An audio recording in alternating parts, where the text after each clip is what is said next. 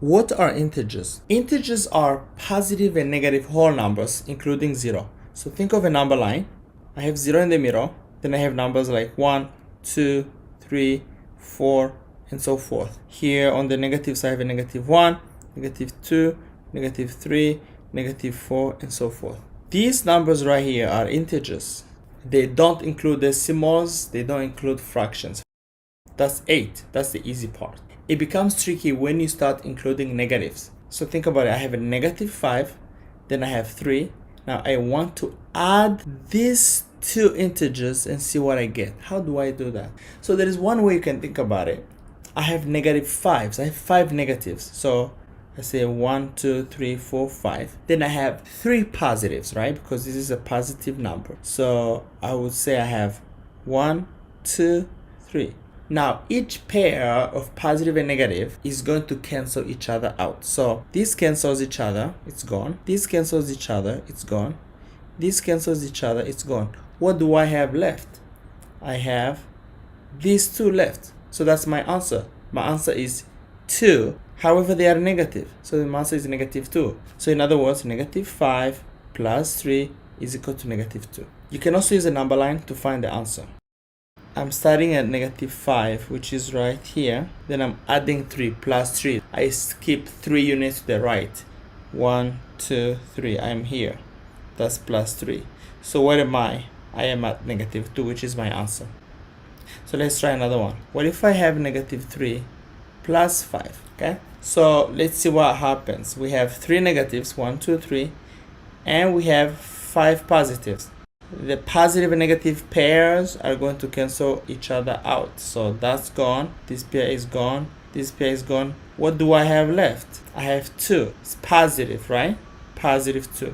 However, I don't need to write the positive. Any number is positive if it doesn't have a negative sign in front of it. Let's try to see how we can do this using the number line. Negative 3, that means I'm starting from negative 3 plus 5. Now I'm going 5 to the right. 1, 2, 3, 4, 5. Where am I? I am at 2, which is here. What if both of them are negative? What if I have negative 3 plus negative 2? Okay, so I have 3 negatives. 1, 2, 3. I have 2 negatives. 1, 2. All of them are negatives. My answer is 5 negatives or negative 5. Nothing cancels each other out. And the same idea applies here. If I say 5 plus 2, I have 5 positives. Then I have 2 positives. 1, 2. I end up with 7 positives, right? So I just add them. Integer subtraction. 3 minus 5. How does that look like? Let's first look at a number line. I have 3, which is, let's say, here. Then minus 5. That means I have to go 5 units to the left. So 3. So now we go 1, 2, 3, 4, 5. What number is this? Let's see. So this is 2, 1, 0, negative 1, negative 2. So the answer would be negative 2. Now, another way to think about it, I can rewrite this same problem this way. 3 plus negative 5. Okay? You can always put a positive between. So that gives me 3 positives and 5 negatives. These will cancel each other. Then I end up with 2 negatives, which is negative 2. How about negative 5 minus 1? What is that? So again, think of a number line. I have negative 5 here, minus 1. That means I will go 1 unit to the left. So if I go 1 unit to the left, that becomes negative 6. So my answer is negative 6. You can also do it this way. Negative 5 minus 1. Separate these two and put a positive between. I end up with 5 negatives and another negative here. Together they become 6 negatives, so that's negative 6. What if you have 5 minus negative 2? So how do you do that? Here the trick is, whenever you see 2 negatives together, make them positive. So this is the same thing as 5 plus 2, which is 7. That's it. Anytime you see 2 negatives together, make them positive. You can also have it like this. 6 minus negative 3 in parentheses like this. It's the same thing. Have these 2 negatives, change it into positive. So the answer would be 9. Negative 3 minus negative 8. What is that? This is the same thing as negative 3 plus 8. That would be 3 negatives and 8 positives. these will cancel each other because 3 negatives and 3 positives, they cancel each other, and I end up with 5 positives. So the answer is 5. How about negative 10 minus negative 10? Well, that is negative 10 plus 10. So I have 10 negatives and 10 positives. They will cancel each other out. I end up with 0. Here are the important rules. A positive number times a positive number is equal to a positive number. The same thing goes with division. A positive number divided by a positive number is equal to a positive number.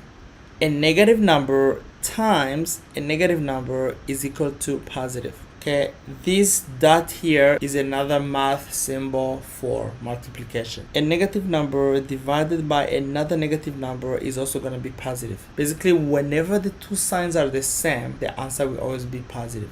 But when the signs are different, like a positive times a negative or a negative times a positive, the answers are going to be negative. And also, when you are dividing numbers with different signs, the answer is also going to be negative. So this is for division and this is for multiplication, but the rules are exactly the same. Let's look at some examples. What would be 8 divided by 2? Well, that's 4, right? How about negative 8 divided by 2? Well, remember, a negative divided by a positive is negative, so the answer is negative 4. And what about 8 divided by negative 2? It's also negative 4 because a positive divided by a negative is a negative. And then finally, how about negative 8 divided by negative 4? Now that would be positive 2 because a negative divided by a negative is positive.